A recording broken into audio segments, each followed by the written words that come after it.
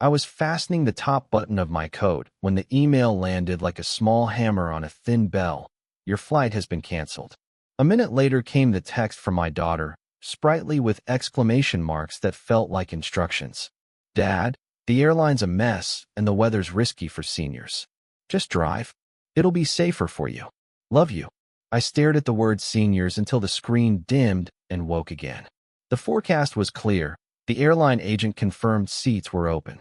The cancel request was placed by your family organizer, she said, careful as if speaking to cracked glass.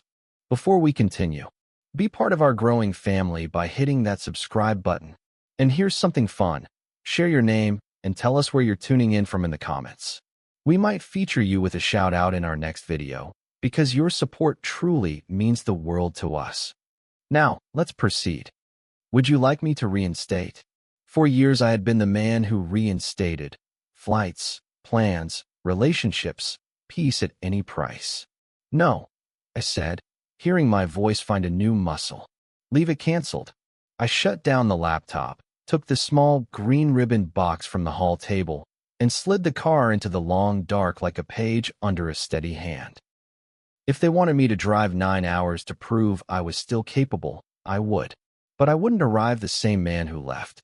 The first hour was a conversation with myself, the second a cross-examination of the facts, the third a verdict delivered by the white lines unspooling under me with the patience of a metronome.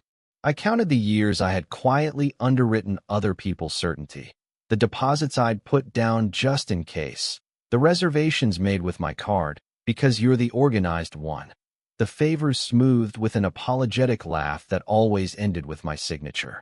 At a rest stop where the coffee tasted like sincerity and the heat vents hummed, I opened a paper notebook and made a list. Private room, reserved on my account after Thanksgiving. The manager had promised to hold it for Mr. Hale, reliable.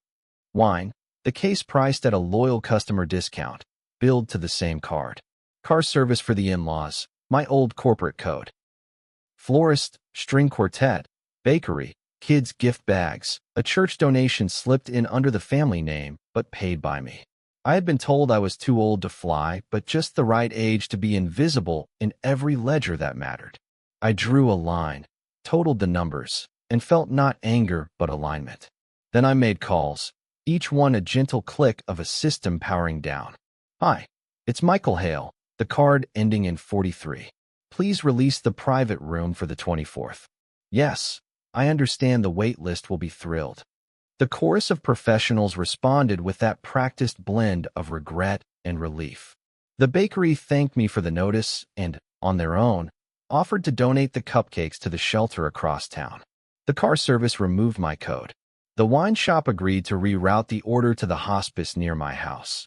12 bottles of a generous red to accompany December rooms where no one cancels visits because someone is too old. The florist redirected the centerpieces there too, cedar and lilies traveling somewhere they could be more than decoration. I said thank you a lot. I meant it. Quiet can be cruel if you aim it like a weapon. I aimed it like a correction. Somewhere past mile 300 the phone started to vibrate against the console. First my daughter, then her husband, then unknown numbers that spelled the logistics of a life arranged by other people's assumptions. I let the call slide into voicemail. Snow thickened, the lanes narrowed, and by the time the neighborhood appeared, porch bulbs in warm rows, wreaths sizing up doors like gold frames. I had the strange, light feeling that comes when you finally set something heavy down. From the street, I watched my daughter's house work itself into a small panic ballet. Someone pleading with a delivery driver who kept shrugging and pointing at a tablet, a neighbor arriving with a casserole and leaving with it again, my son-in-law stepping outside to take a call that lasted 3 seconds and ended in a stare. Through the front window, my daughter moved fast in a red sweater, her eyebrows stuck in the high arch of people trying to hold 3 conversations and 1 collapsing story. I rang the bell, and she opened the door into a foyer that smelled like ambition and air. "Dad," she said, split cleanly between relief and accusation. "Are you okay? Why did you drive? I told you it wasn't safe for you to fly." She said for you the way people say for your own good. A velvet rope pulled across a doorway you paid to build. I stepped inside, stamped snow from my boots, and set the green ribbon box on the table that always collected the important things no one thanked. Because you canceled my flight, I said, employing the one tool that never dulls, accuracy. And because I wanted to see if I could arrive without asking permission to exist. Her mouth opened, closed, opened again like a door hitting a chain. Dad, I was protecting you. Behind her, the quiet had a noise. The absence of the quartet, the absence of roasted anything, the absence of a plan pretending to be love. Somebody's phone chimed with guests asking where to park for a private room the restaurant insisted it had never promised. The dinner is off, she said to no one and everyone. Vendors are malfunctioning. She tried to make it sound like weather. I took off my coat and answered the question she hadn't yet asked. I turned off what runs on me without asking me. I said, I released the room, the cars, the quartet.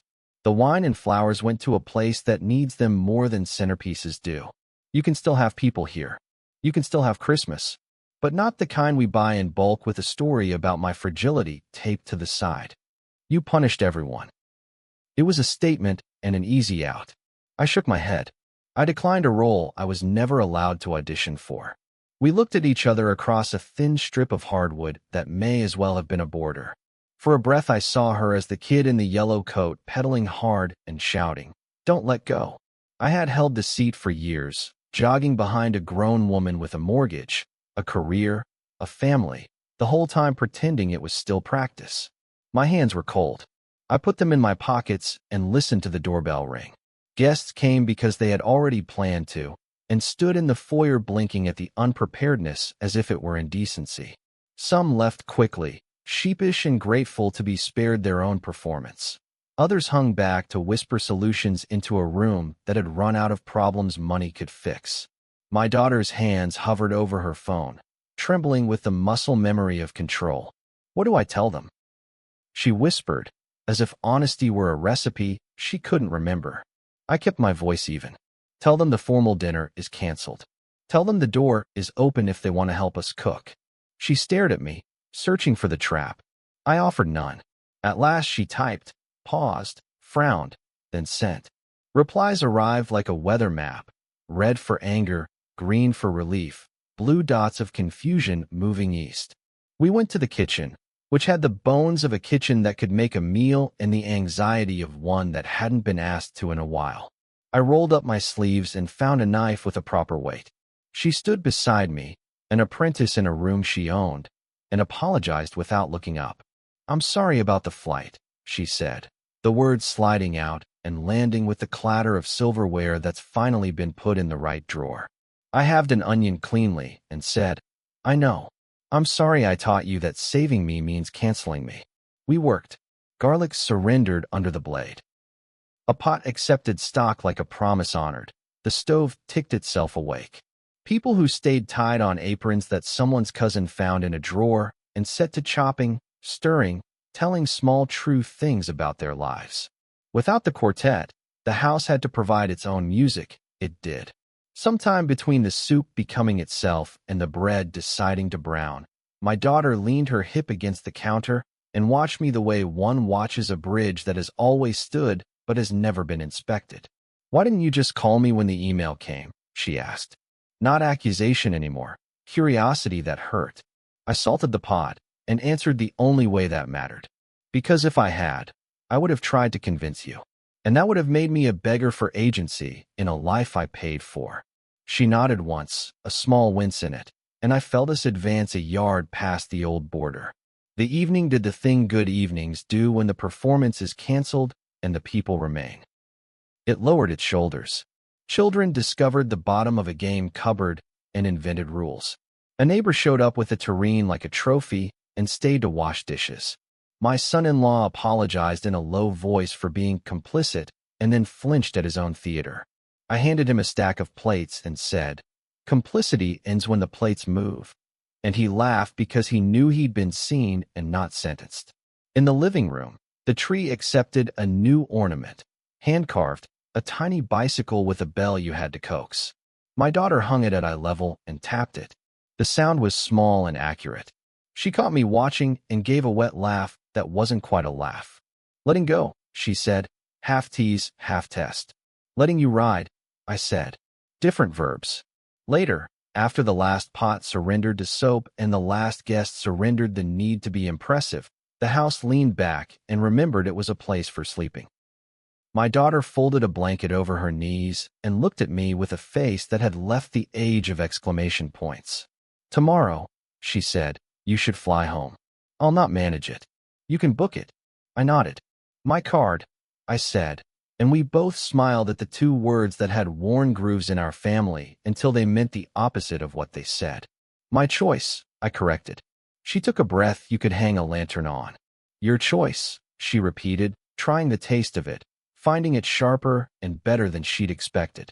The last thing I did before sleep was listen to one final voicemail, the restaurant manager wishing me a Merry Christmas and hoping the evening worked out after all. I deleted it without ceremony and sat in the dim with the quiet that knows it is not emptiness. Across the room, my daughter had tipped sideways and dozed, a smudge of onion on her wrist, the red sweater softened by purpose. The dinner had been canceled. The show had been canceled.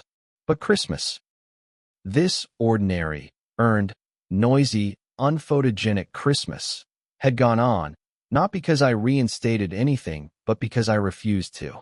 In the morning I would book a seat, 2 hours through clear air above roads that still remembered me. For tonight I watched the bicycle glint, heard its small bell when the heat kicked on, and understood that the kindest thing I had done for my daughter was not to arrive. It was to stop showing up as the scaffolding and start standing as a father she could meet at eye level. Thank you so much for watching. If you enjoyed this story, don't forget to hit that subscribe button and help us reach our first 1,000 subscribers. Your support means the world to us.